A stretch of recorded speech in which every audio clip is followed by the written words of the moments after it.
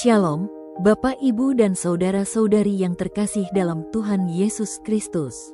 Malam ini sebelum kita beristirahat, mari kita menenangkan hati, bersyukur atas penyertaan Tuhan sepanjang hari, dan membuka telinga rohani kita untuk mendengar firman-Nya. Sebelum lebih jauh, mari kita bersatu di dalam doa. Bapa yang penuh kasih, kami bersyukur untuk kasih-Mu yang nyata sepanjang hari ini. Saat kami hendak merenungkan firman-Mu, kiranya Engkau yang berbicara dan menguatkan kami melalui kebenaran-Mu. Urapi kami dengan Roh Kudus-Mu supaya firman ini meneguhkan iman kami.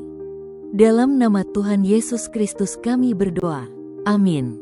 Renungan malam hari ini terambil dari kitab Ester pasal 4 ayat 14b yang berbunyi demikian. Siapa tahu, mungkin justru untuk saat yang seperti ini engkau beroleh kedudukan sebagai ratu. Kisah Ester menunjukkan bagaimana Tuhan bekerja secara tersembunyi namun nyata.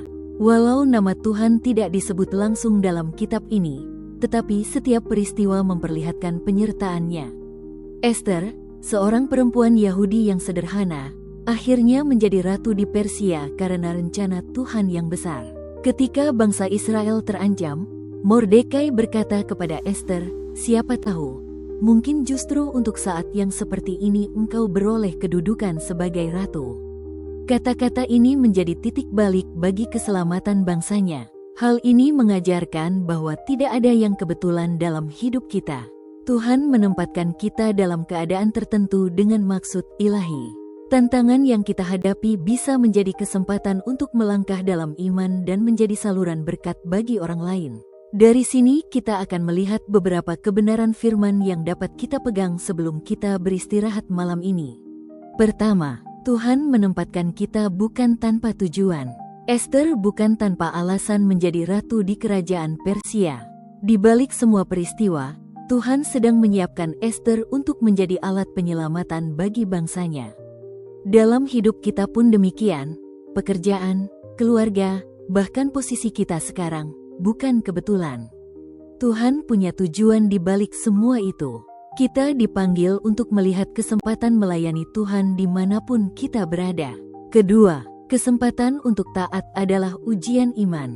Ketika Mordekai meminta Ester bertindak, itu bukan perkara mudah.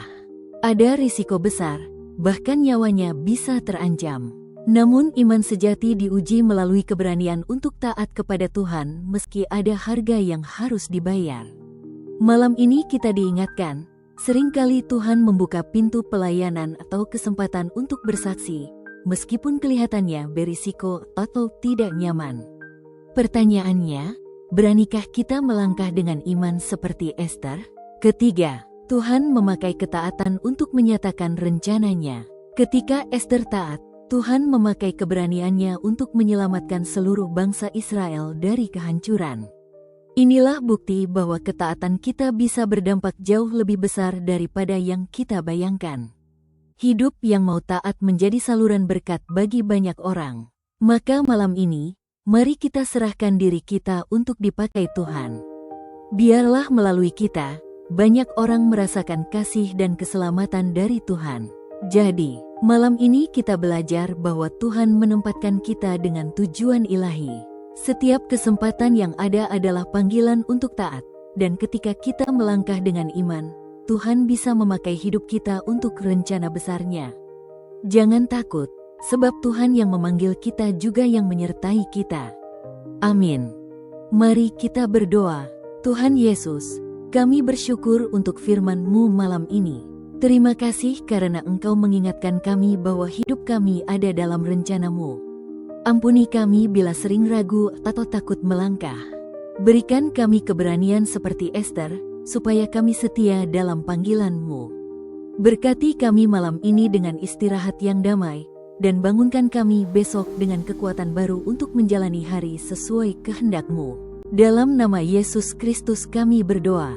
Haleluya. Amin. Demikian firman Tuhan untuk kita malam hari ini. Tuhan Yesus memberkati. Shalom.